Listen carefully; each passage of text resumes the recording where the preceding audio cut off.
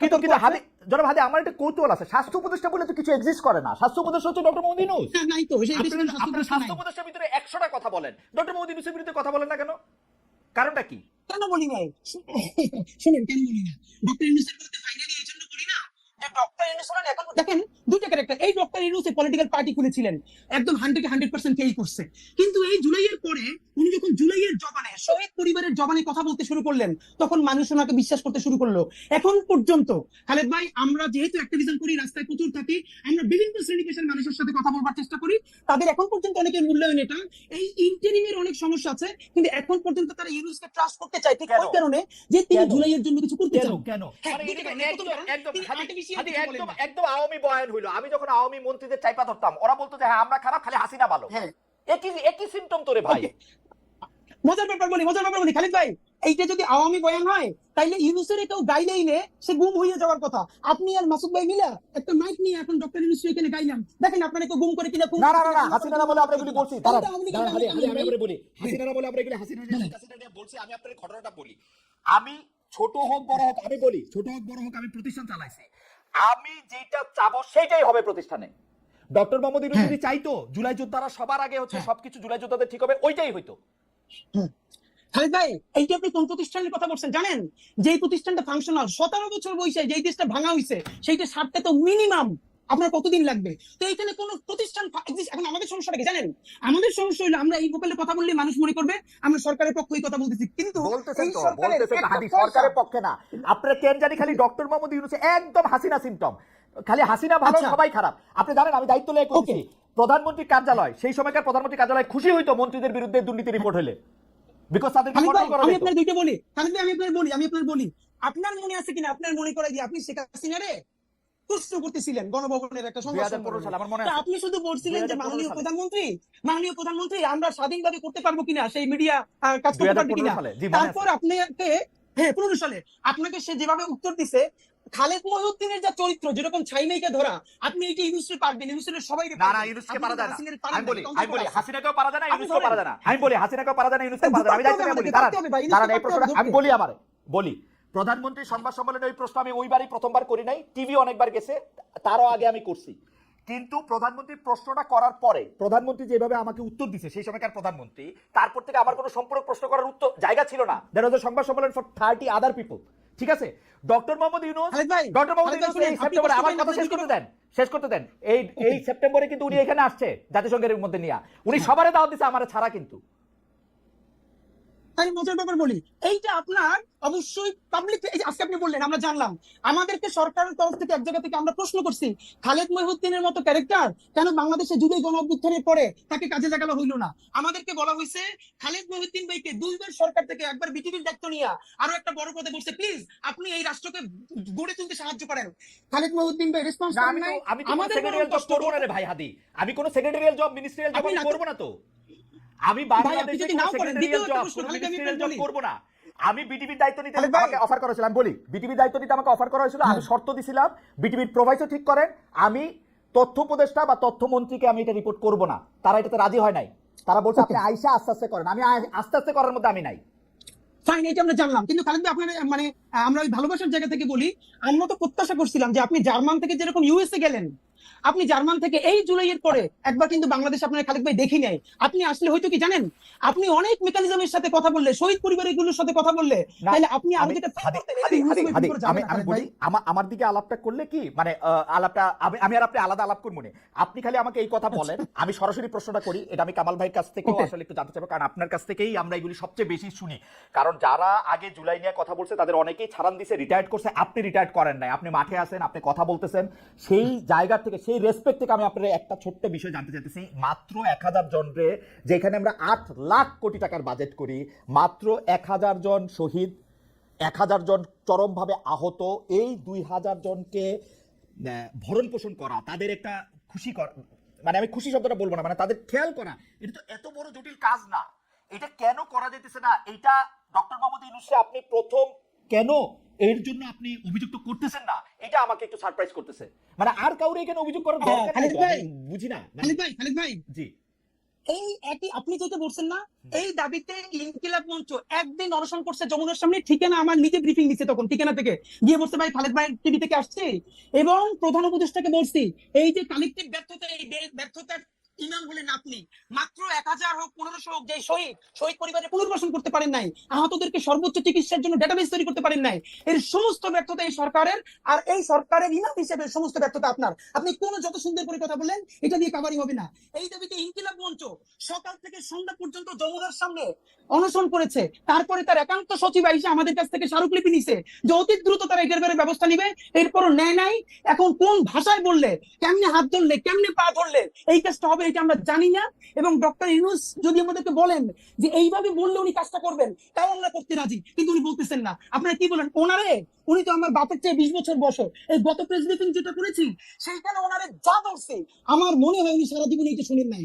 তো আমরা কি চাই, ওনাকে দিয়ে অন্তত ন্যূনতম সেই কেসটা হোক যেটা পলিটিক্যাল পার্টি চাইতেছে না। ওনার এই জন্য এক হাত ধরে রেখে আর এক হাত ধরে গাইয়ে ভাই, যে ন্যূনতম সংস্কারটা ওনার মাধ্যমে হোক, ওনার আন্তর্জাতিক এই স্বীকৃতির মধ্যে দিয়া। আর তো কিছু না ভাই, উনি তো আমার দাদা খালু ফুফা না। ইনকিলাব মঞ্চ আজ পর্যন্ত এই সরকারের কোনো একটা পয়সা তো দূরের কথা, প্রোগ্রামে পর্যন্ত উপস্থিত হয় না। এই যে ঘোষণাপত্রের প্রোগ্রাম গেছে, ইনকিলাব মঞ্চের মুখপাত্র হিসেবে আমি ভিতরে দাওয়াত পাইছি ওনার, কিন্তু ভিতরে যাই নাই। আমি আমার ভাই বোনদেরকে নিয়ে রাস্তায় ভিজে ভিজে দাঁড়াই দাঁড়াই শুনছি, ভিতরে যাওয়াটা প্রয়োজন মনে করি না। কিন্তু ওনাকে চূড়ান্ত ভাবে শেষ পর্যন্ত কি ধরে রাখতে চাই কেন? এই জুলাইয়ের মধ্য দিয়ে কিছু সংস্কার হবে। কিন্তু আমার আমার আমার এই বিষয় কোনোদিন যাবে না, মানে এটা তো আপনাদের প্রাথমিক দাবি ছিল, প্রথম থেকে দাবি ছিল, এইটা উনি কেন করতে পারলেন না? এটা কি ওনার অনভিজ্ঞতা না, এটা কি, আমি এটা ঠিক আসলে বুঝি না। আমি কামাল ভাইয়ের কাছ থেকে একটু আবার একটু জানতে চাই যে কামাল ভাই আপনার কাছে কি মনে হয়, যেগুলি জিনিস আসলে ওনার সবার আগে করার কথা এগুলি তিনি কেন করেন নাই? কেন এই বিষয়গুলিকে জিয়ায় রাখছেন? উনি 10টা কমিটি করতে পারছেন, কি করছেন না করছেন এগুলি কেন করেন না? আর নির্বাচনটা নিয়ে আমি একটু প্রশ্নের মধ্যে আসতে চাই। অনেকগুলি বিষয় মানে কি বলবো, যে নির্বাচন নিয়ে এনসিপি সরাসরি বলতেছেন, এনসিপি নাসিরউদ্দিন পাটোয়ারি এটা বলছেন যে ফেব্রুয়ারি নির্বাচন ঠেকিয়ে দেওয়া হবে, নাহিদ ইসলাম 1-11 ভয় দেখেছেন। আপনি কি দেখছেন? এই প্রশ্নটা আমি জনাব হাদির কাছেও করতে চাই, একজন দর্শকের কাছে দর্শকের মতামত আমি একটু পড়তে চাই। আমি সাধারণত যেই দর্শকরা যে মতামতগুলো আমার পছন্দ হয় সেগুলো আমি পড়ি। ওনার নাম আরিফুল ইসলাম অফিসিয়াল। উনি বলছেন, খালেদ সাহেব আপনার সাংবাদিকতার সাহসের উৎস কে ছিল তা জুলকারনাইন সায়ের তা পূর্বের এপিসোডে বলে দিয়েছিলেন। মানে উনি বোধহয় সালমান এফ রহমানের কথা বলতেছেন, সেটা নিয়ে আমি জুলকারনাইন সাহেবের সাথেও কথা বলছি। হাওয়েভার আমি একটু দর্শকদের একটু বলে দিতে চাই, সালমান এফ রহমান যখন প্রথমবারের মতো এমপি হয়েছে এরপর থেকে আমি ইন্ডিপেন্ডেন্ট টেলিভিশনে কাজ করি নাই, ফর ইউর ইনফো। যাই হোক, হাওয়েভার আমি একটু কামাল ভাইয়ের কাছে যেতে চাই। কামাল ভাই, এইটারে আপনি আসলে কিভাবে দেখেন? নির্বাচন কেমনে ঠেকানো, নির্বাচন আসলে হবে কিনা? আর আমি একটু কামাল ভাই একটু এটাও দেখেন, আমার কিন্তু এখন ডক্টর ইউনূসকে মানে উনার এই 1 বছর যদি আমি বিশ্লেষণ করি, 8 মাস আমার কাছে মনে হয়েছে যে উনি একদিকে অ্যালাইন হয়েছিলেন, এই 4 মাস আমার মনে হচ্ছে যে উনি পুরোপুরি বিএনপির পকেটে ঢুকে গেছে। এইটাও আপনি একটু দেখেন, এটা আমার মনে হয়। আমি আমার মতো করে আমি একটু ছোট করেই বলি, আমরা সময় খুব কম। জি, আমরা সময় একটু বাড়াই দেব, সেটা আপনি বলেন। জি কামাল ভাই। আচ্ছা, এই যে ডক্টর ইউনূসের যে কথাগুলো হাদিও বললেন, যে এই যে তালিকা করা, মৃতদের তালিকা করা, যারা শহীদ হয়েছে তাদের তালিকা করা, আহতদের তালিকা করা, তাদের দায়িত্ব না, এই বিষয়গুলো করা যে কোনো সরকারের পক্ষে 2 মাসের কাজ ভাই, জাস্ট 2 মাসের কাজ। কারণ সরকারের তো হাত সব জায়গায় আছে, সরকারের সংস্থা একদম গ্রাম পর্যায়ে পর্যন্ত আমাদের দেশে আছে। এটা সংগ্রহ করা, চেক করা, রিচেক করা, এটা কোনো ব্যাপার না। তাহলে তো ওনারা করলেন না কেন? করলেন না দুটো কারণে আমি বলি আপনাকে। প্রথম কারণ হলো, আমি শুরু থেকেই বলছি, এটা একটা নন সিরিয়াস টাইপের গভর্নমেন্ট। একটা সরকারের যে দায়িত্বটা থাকে, যখন একটা পলিটিক্যাল গভর্নমেন্ট থাকে না, তাদের জনগণের কাছে অনেকগুলো কমিটমেন্ট থাকে, এদের কোনো কমিটমেন্ট নাই। এটা 1 নাম্বার। যদি কোনো বিপ্লবী সরকার হয়, তারও একটা কিন্তু কমিটমেন্ট থাকে, এটা তার বিবেকের কাছে একটা কমিটমেন্ট থাকে, যে আমাকে এই লোকগুলো নিজের জীবন দেয়া আমাকে এখানে বসাইছে, অতএব এই কাজগুলো আমার করার দায়িত্ব। এই ধরনের কোনো কমিটমেন্ট এদের নাই। আমি হাদিকে বলি, যেমন হাদির কথা, হাদি তো রাজপথের অকুত সৈনিক ছিলেন, তখন মনে করেন হাদি তখন আন্দোলন করতেছেন, আপনি হাদিকে যাই নিয়ে 3 তারিখে যে বলেন হাদি আন্দোলন ঠিকঠাক মতো করো, যদি তুমি জিততে পারো তাহলে কিন্তু আমি নূরজাহান বেগমকে স্বাস্থ্য উপদেষ্টা বানাবো। হাদি কি করতো ভাই? হাদি করতো, হাদির রিয়াকশনটা কি হতো আপনি বলেন? তো এখন এই তো হয়েছে, ও আন্দোলনে বিজয়ী হয়েছে, নূরজাহান বেগমকে উপদেষ্টা বানাইছেন। কে বানাইছে? ডক্টর ইউনূস বানাইছে। কেন বানাইছে? দেশের স্বাস্থ্য ব্যবস্থা উন্নত করার জন্য বানাইছে, নাকি এই ভদ্র মহিলাকে উনি এত বছর ধরে চিনে, ঠিক আছে বয়স্ক হয়ে গেছে, গৃহবধূ ঘরে থাকে, এখন নাতি নাতি নিয়ে থাকে, তার সঙ্গে পরিচয় আছে, আইনে বসাই দিছে? এটা কি একটা সরকার প্রধানের দায়িত্ব? এটা কি একটা সরকার প্রধানের কাজ হতে পারে? পারে না। দেখেন একটা ছোট করে একটু জানবো, ডক্টর ইউনূস যেহেতু কাউকেই চিনে না, নানা জায়গা থেকে নানা উপদেষ্টা আছে, উনার তো একটা নিজের লোক দরকার যে উপদেষ্টা পরিষদে কে কি বলে আমার কাছে এসে একটু বলবা। সকল ধরনের সিইওরা তো এরকম করে একটা লোক লাগায় রাখে ওই বোর্ড মিটিং এ কে কি বলে, ওরকম সমস্যাটা কথা আমি বলি, এটা লাগবে না। উনি কিন্তু চেষ্টা করেন তা না, উনি আসলে বাংলাদেশের মানুষকে চিনে না। This is the tragedy. উনি এই দেশের মানুষকে চেনে না, উনি এই দেশের মানুষের ক্যারেক্টার বুঝে না। এই দেশের মানুষ কত দ্রুত ভালোবাসতে পারে, কত বিপুল পরিমাণ ভালোবাসতে পারে এবং কত দ্রুত ত্যাগ করতে পারে, এই জিনিসটা ওনার জানা নাই। উনি আপনি হিসাব করে দেখেন না ভাই, পূর্ববর্তী 30 বছর 40 বছর উনি দেশে থাকছে কয়েছেন, বাইরে থাকছে কদিন, দেশের সাংবাদিকদের ইন্টারভিউ দিচ্ছে কদিন, বাইরের সাংবাদিকদের ইন্টারভিউ দিচ্ছে কদিন, দেখেন না ভাই, দেখলেই তো ভাই। দেখ ওই প্রসঙ্গে আমি যাচ্ছি না, আমি মূল পয়েন্টে আসি। ওনার সমালোচনা করে আমার কোনো লাভ নাই, যা পাইছি তাই তো পাইছি। আমার কথাটা হলো কি যে আপনার এই যে তালিকাটা দেখেন, এটা ছিল সবচেয়ে ফরজ কাজ। এটা নিয়ে কিন্তু ছাত্ররা বলছে, এদের চিকিৎসা নিয়ে ছাত্ররা বলছে। এবং অগাস্ট মাসের আমার যতদূর মনে পড়ে, অগাস্টের 16 কি 17 তারিখের দিকে আমি একটা টক শোতে ছিলাম, সেখানে হাসনাত আব্দুল্লাহ ছিল। ও স্টেট বলছে এদের চিকিৎসা হচ্ছে না কেন, সে স্বাস্থ্য উপদেষ্টাকে দায়ী করছে। ওরা কিন্তু বলেছে, এই স্টুডেন্টরা সবাই বলতেছে উনি পাত্তা দিচ্ছে না। স্টুডেন্টরা হয়েছে কি বিপদটা কোথায়, এদের বিপদটা হয়েছে তারা সরাসরি স্টুডেন্ট কিছু বলতে পারতেছে না, কারণ এরা চোখে আনছে, বলতে পারছে না। তো কিন্তু কাজটা হচ্ছে না। এই যাবৎকালে শহীদদের তালিকা নিয়ে আমি বলি আপনাকে, আমি আগে বলছি আমি কিন্তু কোনো দল করি না, শহীদদের তালিকা নিয়ে সবচেয়ে বড় কাজটা কে করছে জানেন? জামাতে ইসলামী করছে। জামাতে ইসলামীকে তালিকা করছে এবং সেই তালিকাতে সেই ওরা 10টা খণ্ডের বই করছে, 10 খণ্ডের বই। সেখানে তারা দেখাইছে যে কে মারা গেছে, কবে মারা গেছে, তার আইডি কার্ড সহ, তার ফ্যামিলির বিবরণ সহ, ফ্যামিলিতে কে কে আছে না আছে ডিটেইল আছে। এই কাজটা জামাত করছে, আর কেউ করে নাই। তো জামাত একটা পলিটিক্যাল পার্টি যদি করতে পারে, গভর্নমেন্ট পারলো না কেন? জামাত চেয়েছে তাই করেছে, সরকার চায় নাই তাই করে নাই। ওকে, দিস ইজ দ্য পয়েন্ট, আর কিছু না। আমি তো দায়িত্ব নিয়ে বলছি, এই সরকারের উপদেষ্টা পরিষদে যত লোক আছে এর মধ্যে 80% লোকের এই আন্দোলনের সঙ্গে, এই গণ অভ্যুত্থানের সঙ্গে শারীরিক, মানসিক, আর্থিক, বুদ্ধিভিত্তিক কোন ধরনের সংশ্লিষ্টতা ছিল না। তারা শুধু তাদেরকে ব্যবহারই করছে। এবং আমার কাছে মনে হয় অনেকটা এনজিও সিস্টেমের মতো, এনজিওর কাজ হচ্ছে প্রবলেম জিয়ায় রাখা, তারা এরকম একটা কিছু করতে চাইছে বলেও আমার কাছে মনে হচ্ছে এনজিওর মতো।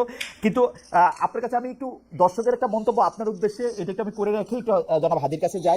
জনাব আল মামুন তিনি বলছেন, কামাল সাহেবকে জিজ্ঞেস করেন, তিনি ওই দিন বললেন যে যারা ডিবি অফিসের ভাত খেয়ে আন্দোলন প্রত্যাহার করে তারা এখন বড় নেতা, এটার ব্যাখ্যা দিলে ভালো হয়। আমরা আসছি কামাল ভাই আপনার কাছে।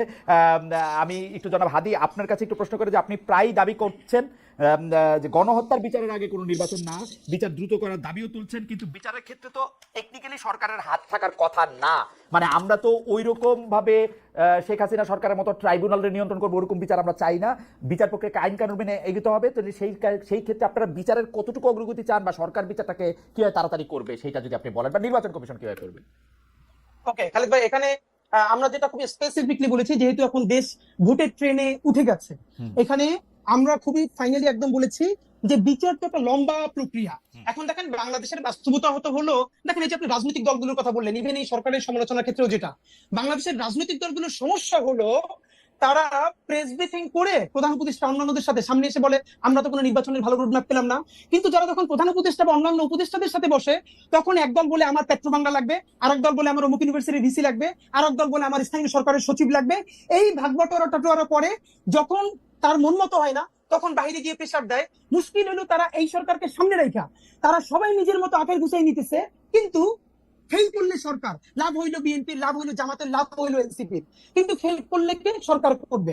নাম্বার 2, গত 4 বছরে খালেদ ভাই আপনি একটা খুবই জিনিস ভালো করে নোটিস করছেন, যে গত 4 মাস ধরে আপনি দেখবেন যে ইউনূস সাহেবের সেই স্পিরিট, সেই ভোকাল নাই, উনি মনে হচ্ছে যেন কোন একটা আপোষের মধ্য দিয়ে যাচ্ছেন, রাইট? এটা তো সত্য কথা। ওনাকে আমরা বলেছি যে দেখেন আপনার আলোচনা বুঝে যায়, আপনি হ্যাঁ লন্ডন বৈঠকের পরে বলে যাচ্ছে যে আপনি আর্টিফিশিয়াল কথা বলেন, আপনি আনস্ক্রিপ্টেড বলতেন, আপনি স্ক্রিপ্ট দেখে বলেন। এর একটা বড় কারণ ঝামেলাটা হলো এই সরকার মনে করেছিল ইউনূস সাহেব যে এনসিপির যে ভাইরা আছে তারাই হলো তার ভ্যানগার্ড, একমাত্র ছাত্র জনতা, তার চারপাশে একটা লেয়ার তৈরি করা হয়েছে।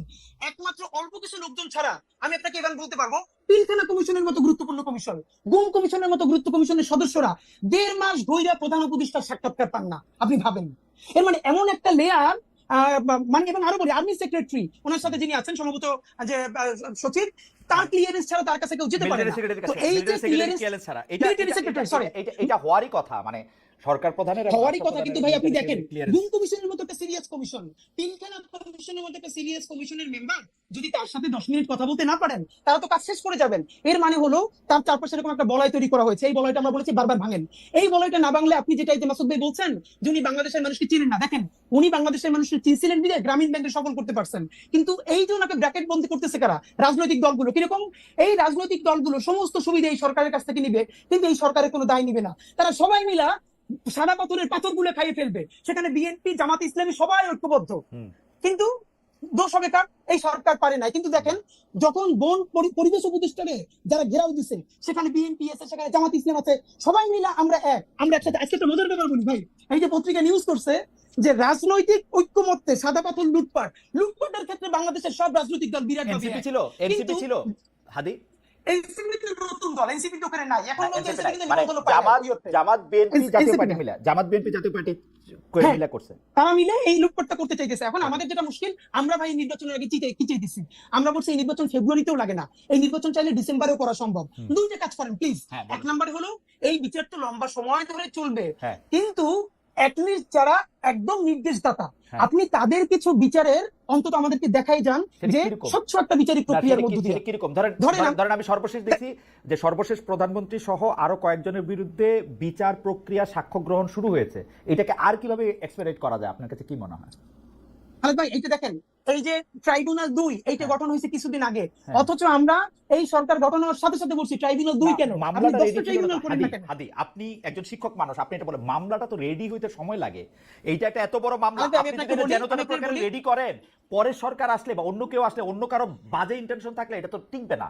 মামলাটা তো রেডি করতে হবে। খালেদ ভাই আপনি একটু আন্তর্জাতিক অপরাধ ট্রাইব্যুনালে যারা কাজ করতেছে তাদেরকে একটু কাইন্ডলি ডাইকে কথা বলেন যে এই মামলা যেন খুবই ভালো ডকুমেন্টেড করে দ্রুত করা যায়। এই জন্য তাদের এক্সট্রা কি ইনিশিয়েটিভ ছিল আমি আপনাকে বলি, দায়িত্ব নিয়ে আপনি ফ্যাক্ট চেক করেন। এই যে আইসিটি করা হয়েছে, তাদের সাথে পুলিশ দেওয়া হয়েছে না, সব থেকে দুর্বলতম পুলিশ, যার কান্দা থেকে বন্দুক খুলে বলে আমাদেরকে বলতেছে সেখানকার সদস্যরা। এমনও হয়েছে যে অপরাধী ধরতে গেছে, পুলিশ দৌড়িয়ে পারে না, তো এই যে আন্তর্জাতিক অপরাধ ট্রাইব্যুনালের যে টিম, তারা দৌড়ে আসামি ধরতেছে। কিরে ভাই, ওকে।